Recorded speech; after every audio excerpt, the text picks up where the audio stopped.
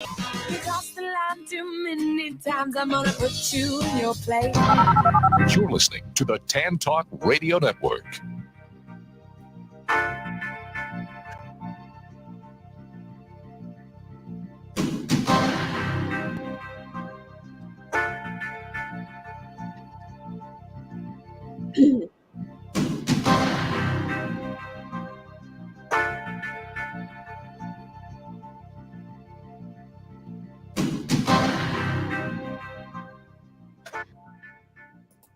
Welcome everyone here in the Florida area. This is Tan Talk Radio Network, AM 1340, AM 1350, AM 1400, FM 106.1, FM 104.3. You can also check out this show, tantalknetwork.com. Please welcome our host, Jill Martin. Good evening. I'm Jill Martin. I spent 10 incredible years with my late husband, Billy, and I was working as a photographer for Associated Press. Billy instilled many things in my life that made me into the woman I am today, and there's been a lot of press that's been written and said about him. We lived through a journalistic era, quote, if the facts conflict with the legend, print the legend. My show will bring the light to truth to what I personally saw and experienced during my time with Billy, which may be very different than what you've come to know. It's certainly worth the price of admission. Several years after Billy passed away, I went to work as the house photographer for Live Nation Entertainment. It was a job that people only dreamt about. During my show each week, I shall share those pictures with you and have guests on who lived the journey with us. My guest this evening is Larry Butch DuBois from Salt Lake City, Utah, who worked for both Time magazine for 4 years and 22 years with Playboy magazine when he was only 29 years old. He was probably the closest person to Billy during my time with him, and I welcome him tonight. Hi, Butch. Hi, Jill. How you doing? I'm doing great. How are you? It's great. It's great to hear your voice. Well, thank you. Yours too. Long time. Why don't you share with us how you met Billy? Well, the story of how I met Billy is one of my all-time favorite stories, and I'll try to tell it quickly. In probably 1982, I was doing Playboy interviews and living the life at the mansion and everything. And my girlfriend my girlfriend worked for the same company, and there was a big company Christmas party. And lots of people were going to be there, and so Gene and I were going to go. And you told us before the party, you gave us very strict instructions that when there's a large group of people and they all want to get a piece of Billy and everybody's paying attention to Billy and everything, he gets very uptight. And so don't expect anything, just say hello and let him be. And we said, okay. We were under very strict instructions. And when we walked up in the middle of a crowd of people and said hello and were introduced, the first words I ever spoke to Billy Martin after hello, how are you, were, Billy, you said something to a newspaper reporter when I was about 10 or 12 years old that I can still quote and that I kept for myself and have used 1,000,000 times through my whole life. It's one of the best things I ever heard. And that really caught his attention. And the story was, for anybody that knows baseball, in the early 50s, the two most passionate baseball players that were famous for being willing to fight for everything on the field were Billy Martin and Clint Courtney. And one day, and back in the early 50s in America, everything was newspapers. There was not much TV. There was no internet. It was newspapers, hundreds and hundreds and hundreds of newspapers, and everybody read the newspapers. And one day, Clint Courtney came in spikes high and really spiked Billy bad. And when Billy got up, he just absolutely beat the hell out of Clint Courtney right at second base, right on the spot. And it was front page headlines in every newspaper in America. And a few days later, Clint Courtney told the press that he was going to sue Billy Martin for $250,000. And, they were making about $10,000 a year back then.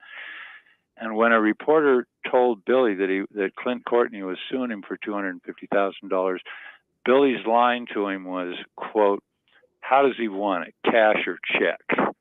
And I read that line when I was a kid and kept it forever. And that was the first thing I ever told Billy. And 30 seconds after we met each other, we were doubled over in laughter. And then I told him I was in love with baseball when I was a teenager, and in high school I took a fastball in the face and couldn't see anything for a couple of months, and that ended my baseball career. And he said, same thing happened to me. He said he took a fastball in the face late in his career at Detroit, and 3 minutes after we met each other, we're standing in the middle of this big group of people, and he's acting out, bat in hand, acting out the hitch in his swing that fastball gave him. And we're sharing the end of our baseball careers from a fastball in the face, and we were buddies from that moment. We hadn't known each other 5 minutes, and we were buddies for the rest of our lives. That's, it's like I want to tell you a love story, and that's how the love story began. You also, when we chatted some time back, shared a story with me about how Billy was looking for a terrific first baseman. Would you like to tell that story? Yeah, I'd love to tell that story. One day, I think it was probably 83, we were all in Anaheim, and somehow in the afternoon, I don't know where you guys were, but Billy and I were by ourselves in some parking lot, and he started telling me about he had just gone to the mat with George Steinbrenner and was afraid he was going to really catch hell from George because there was this kid playing for Columbus, for the AAA team in Columbus, and Billy desperately wanted to bring him up because he was so passionate about this kid's potential greatness. And George didn't think the kid was ready. And Billy just went to the mat and basically overruled George and brought him up anyway. And he was scared to death that he was going to catch hell from George. But he said to me, watch him tonight. This kid has greatness in him. And he said, this kid has the most beautiful swing since Ted Williams. And he just rhapsodized about this kid. That night, you and I and Gene are sitting with our feet up on the dugout watching the game. And this kid comes up to bat. And I watched the first swing and just swooned. I just said, yeah, Billy's right about him. And the kid's name was Don Mattingly. And the rest is history. Billy saw Don Mattingly before anybody else saw him and brought him up.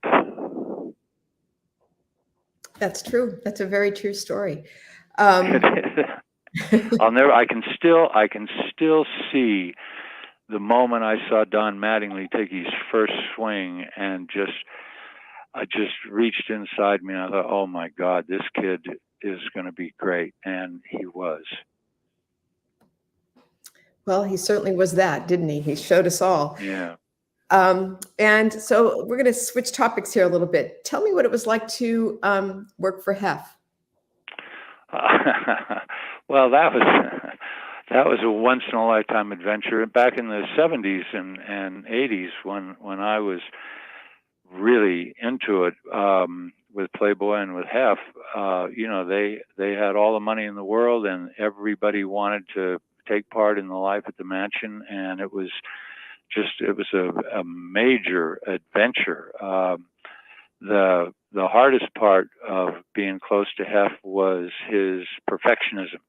He was an absolute perfectionist about the magazine. He wanted to get every single detail exactly the way he wanted it, and he made me and everybody else crazy getting every detail of that magazine exactly the way he wanted it. He would fight you to the death over a semicolon in the wrong place. The best part about being around Hef was that world that he created. I mean, those mansions in the 70s and in the LA mansion in the 80s were just everybody in the world showed up. You'd go in for breakfast or lunch, and the next thing you know, you'd be playing Monopoly with George Plimpton, or you never knew from 1 minute to the next what was going to happen. and we could just go out and get on that big DC-9 of his and go anywhere we wanted, anytime we wanted. And he was totally into it. And the part of Hefner never showed his sense of humor in public, but he was a very, very funny guy, and being around him sometimes is a little bit like being around the Marx Brothers. So it's great fun. Do you miss it? Oh, I don't think of it as missing it. I think of it as that was a chapter of my life that I'm grateful for, just as I'm grateful that I got to have the experience with Billy. But it was, a long time ago, and I love my life today. You remember a guy by the name of Stan Naccarato from Seattle? Very well, very well. Yes, he brought baseball. The AAA club stayed there because of him. But you guys got together in New York.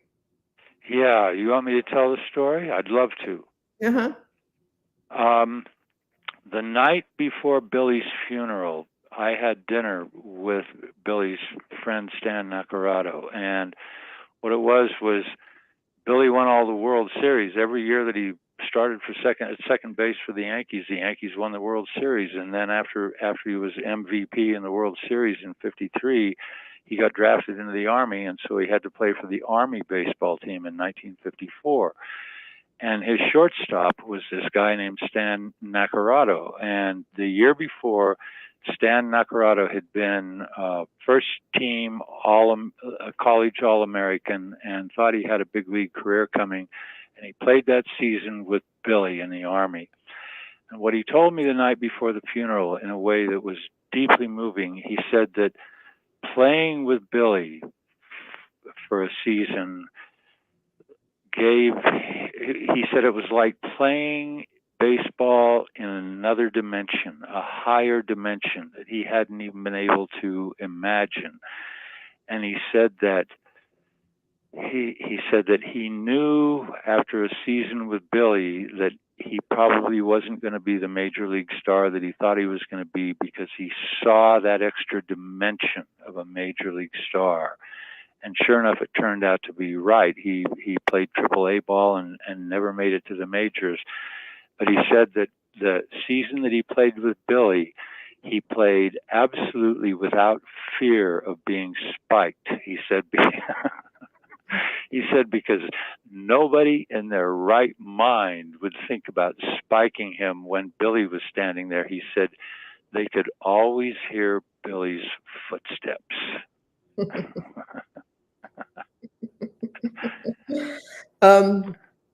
Well, why do you think that Billy is worth the price of admission? Oh, Billy was one of the all-time. Listen, Billy was one of the great characters, American characters of the 20th century. I mean, here was this street kid in California that literally fought his way into the major. Not even especially talented. This was not a kid that had that great talent that just would carry him. He studied and learned and grilled people about how do you play, how do you do this, and he just educated himself into knowing more about baseball than anybody else. And Casey Stengel brought him up to the Yankees when he was still a kid, and he made it happen. Casey used to say that the only year the Yankees didn't win the World Series in the early 50s was the year that Billy was in the Army. And it was true. And Billy was, I've known a lot of famous people in my life, and Billy was, only a handful of them really stick to you years later. And Billy was in a class by himself as sticking to you. He was so smart and so passionate and so loving and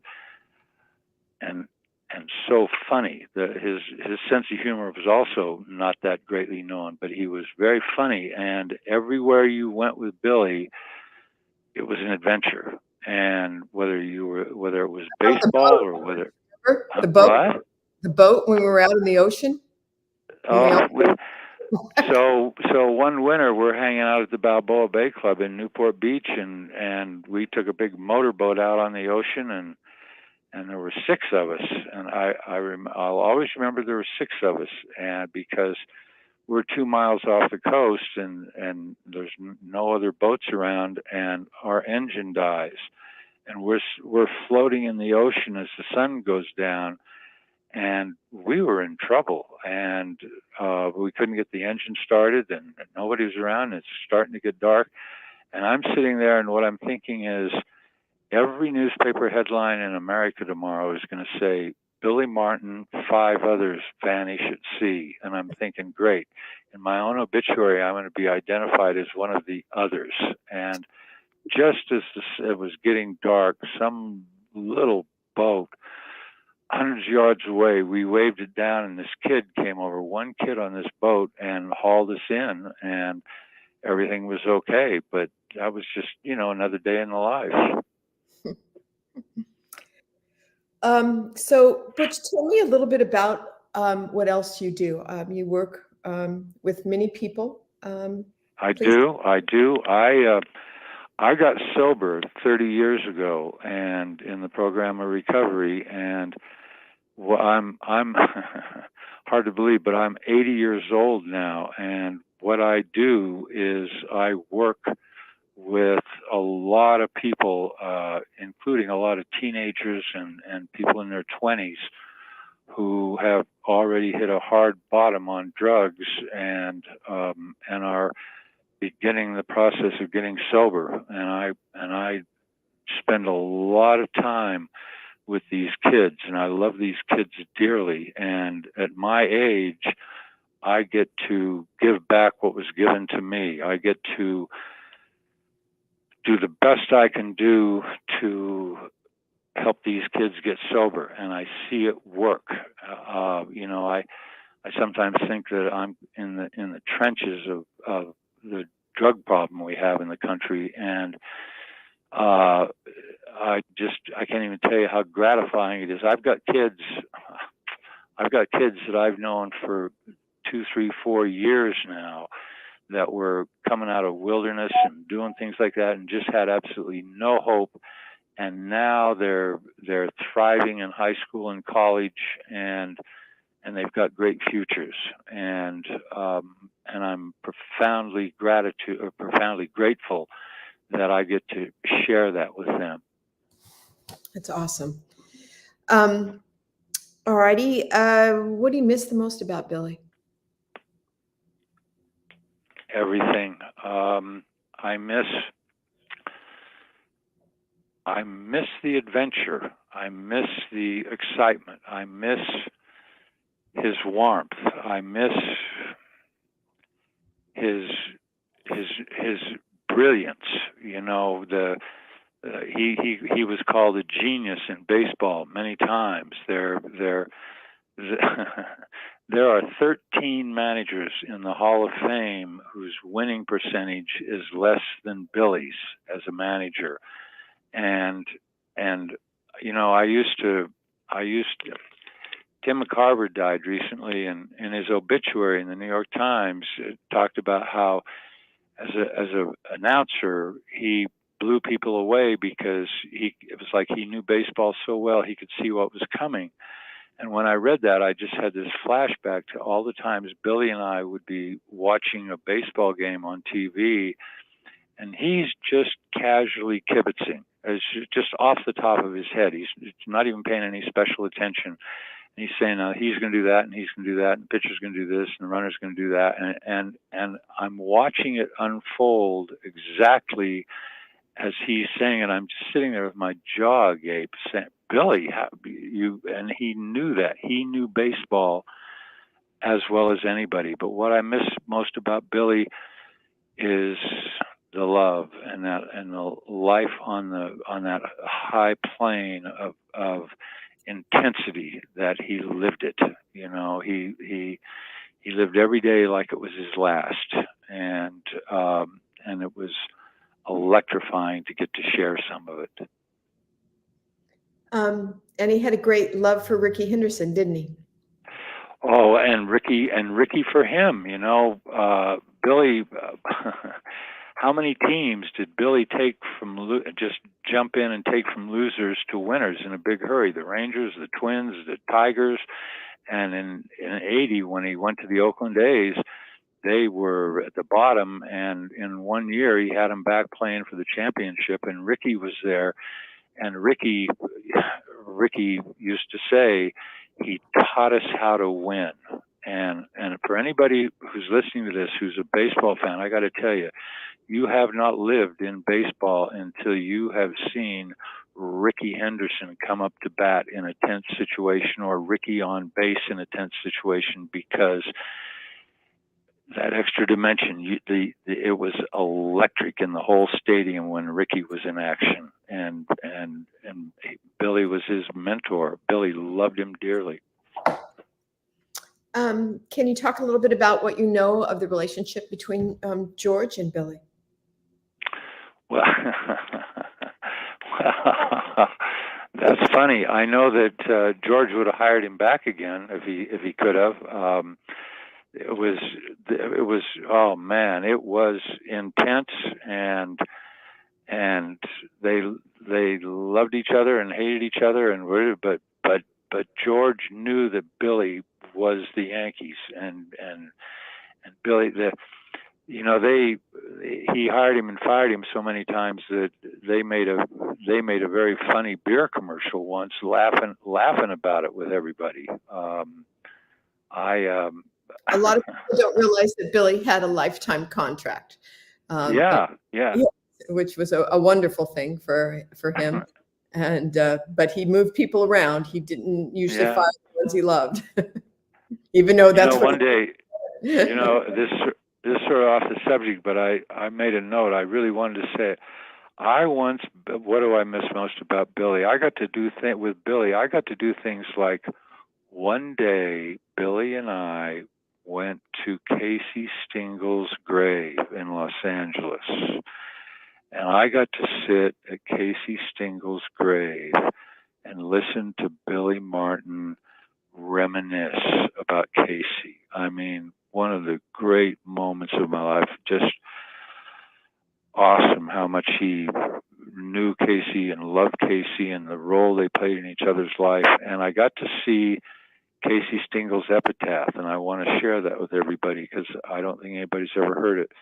But if you go to Casey Stingle's grave, his epitaph is, "There are times in a man's life, and I've seen plenty of them."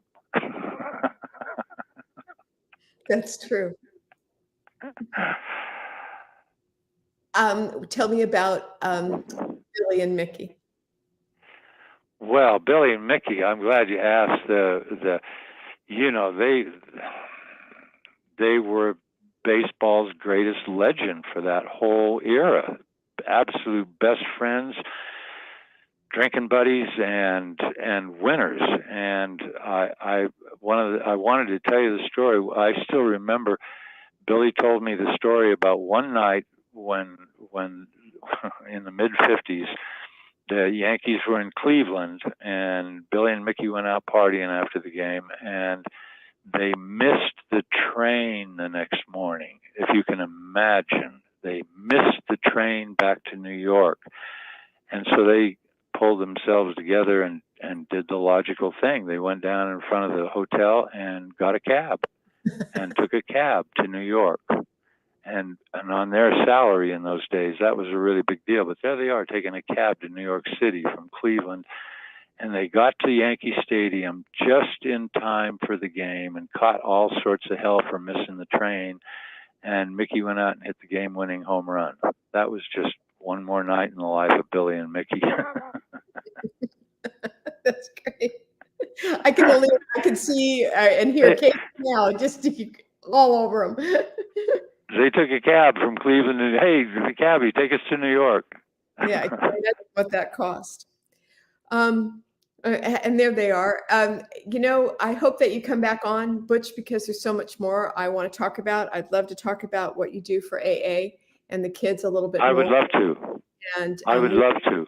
back. And Jilly, before we go, I got to tell you, I have been to 2 funerals at St. Patrick's Cathedral in New York, Bobby Kennedy's and Billy Martin's, and they were both like state funerals. You have never seen Midtown Manhattan as closed down and as packed with people on foot as that day. It was, Billy, in the early 80s, all the billboards in town, when Steinbrenner hired Billy the first time, all the billboards in New York City just said, Billy's back, and everybody in New York knew what it meant. The Prince of the City was home, and we were going. Well, those were the days, huh? Never to be lived. Thank you, my Julie, friend. I love talking to you, and I was on the phone hearing the program immediately before yours, and this is new to me, but I really like what you guys are doing. And anytime you want to talk about, giving back what was given to me, I'd be thrilled to do it. And we'd be honored to have you, Butch. And thank you so much. My story with Billy is a love story, and I hope that anybody who's listening could have a few minutes of sharing a little bit of that love story and enjoying this wonderful, wonderful guy who was not only worth the price of admission, but one of the all-time great pleasures. Thank you, my friend. Appreciate it. Yeah, my pleasure, Jelly. Love you. Love you too, honey. Okay. Okay. Bye. Okay. Please stay tuned for Orestes Destradas in the Ozone. Thank you. See you next week.